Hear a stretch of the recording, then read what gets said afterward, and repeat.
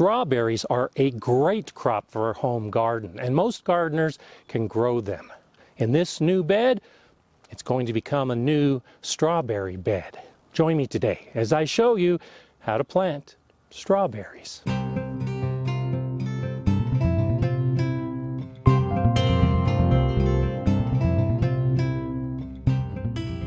Hi, I'm Gardener Scott, and I've been growing strawberries for decades. Over in the other part of my garden, I've got a couple beds of strawberries that are the same plants that I started growing 25 years ago.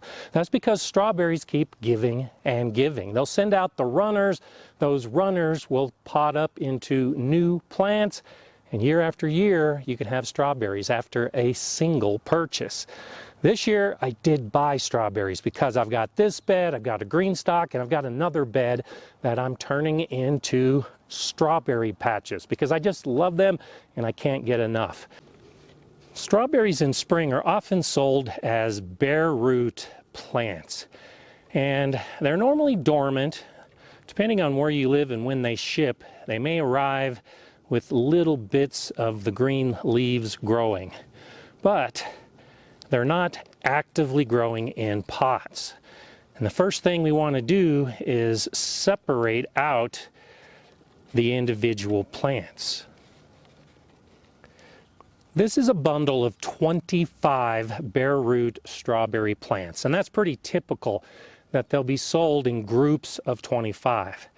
Now, when I fill this bed with these plants, there are a couple options that I can take, a couple traditional methods of growing strawberries. The first method that's often used is called a matted row system. And strawberries are typically grown 18 to 24 inches apart.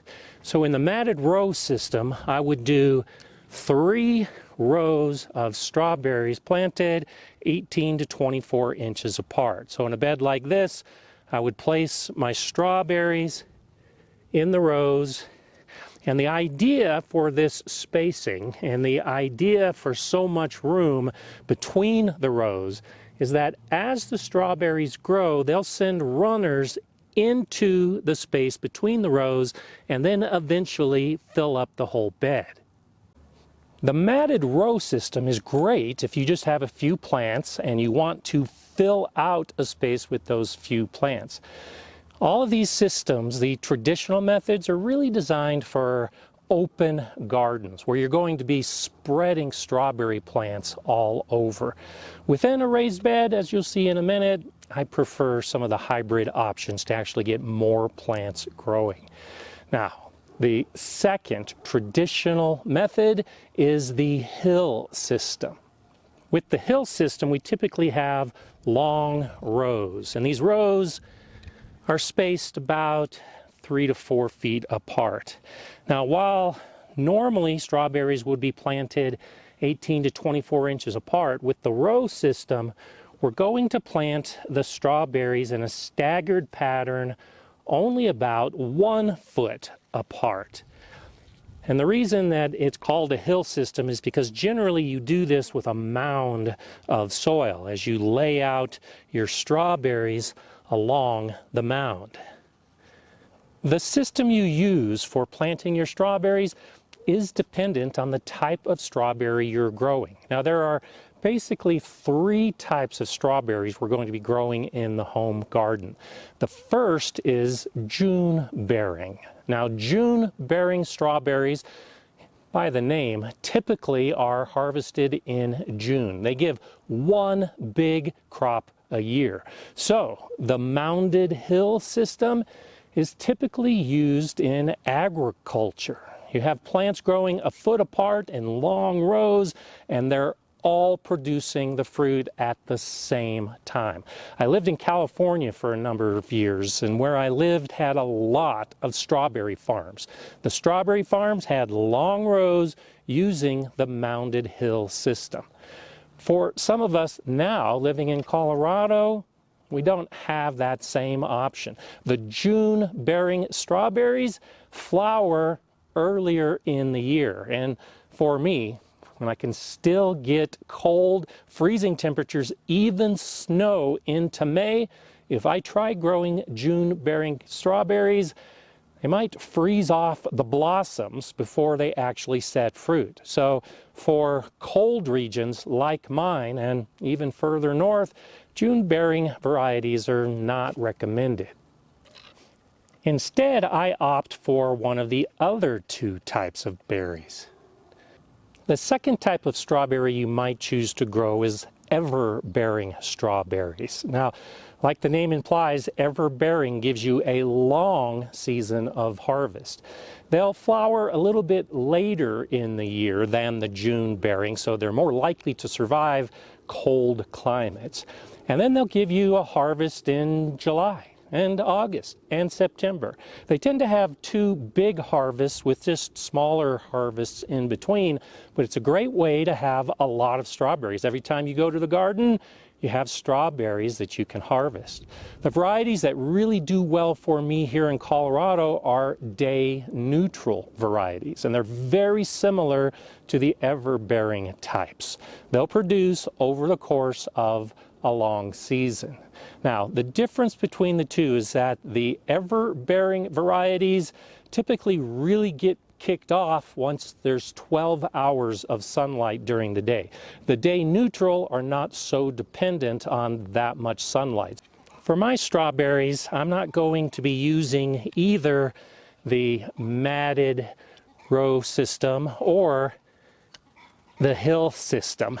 There is a hybrid called the spaced plant system, where you set your rows about 3 feet apart, and then you're going to plant 2 feet apart. And so, similar to the matted row system, because it's allowing the plants to fill in the space in between.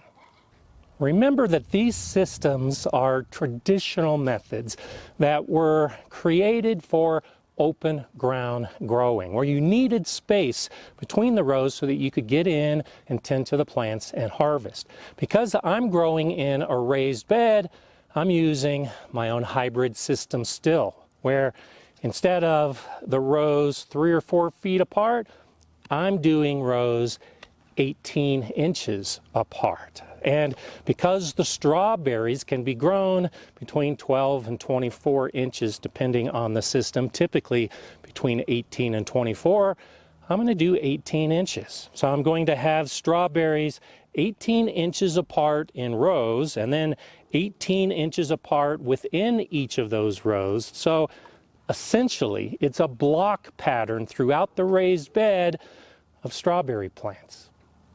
When we plant our strawberries, it's very important that we have the proper depth. Now, I'll be spreading out the roots as part of the planting, but most importantly, we have to look at the top portion of the plant. This top part that will be above the ground is called the crown. If we plant this too deeply, if this crown is buried in the soil, it can cause the crown to rot and actually kill the plant. So we need to look to see where the roots are actually connecting to the top of the plant. We want the portion with the roots to be in the ground, and we want this hard crown to be above it. Now, as we inspect each of the plants, we can trim off any of the old dead runners or dead leaves, and that can help make the identification of the crown and the roots a little more obvious.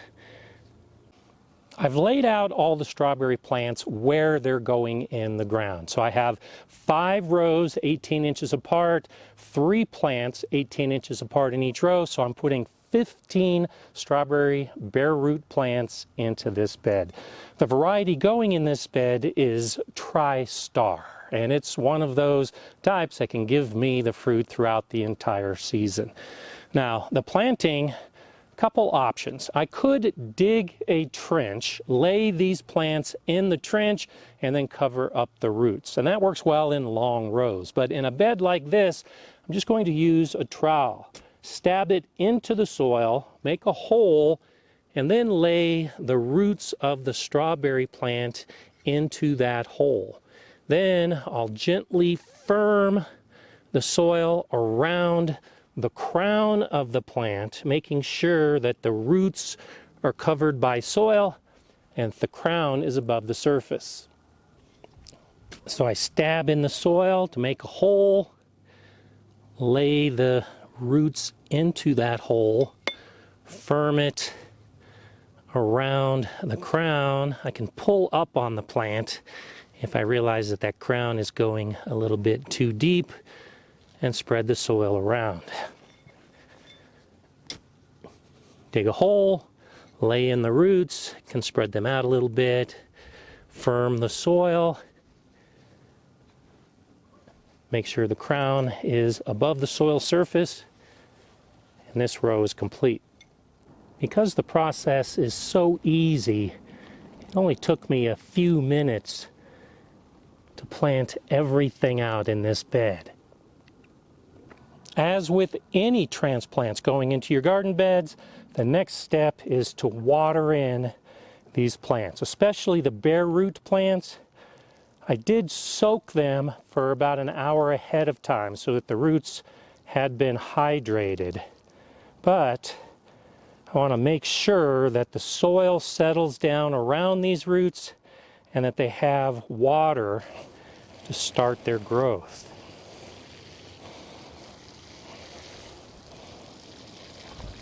Strawberries need at least 6 hours of sun a day. More is better. I like to choose an area to put my bed where the strawberries get at least 8 hours of sun during the prime growing season. Now, you may have noticed I used a watering can. It's still cold enough here in Colorado that my hose is frozen. So I need to keep this area moist so that those roots can grow. And I'm going to have to hand water with a can until my hose thaws out to reduce some of the soil evaporation and also to help protect the plants. The next phase is to mulch. Now, I like to use pine needles or pine straw as a strawberry mulch. The pine needles take longer to break down than something like straw. And because these strawberries will be coming back year after year, I like to have a mulch that's a little more permanent.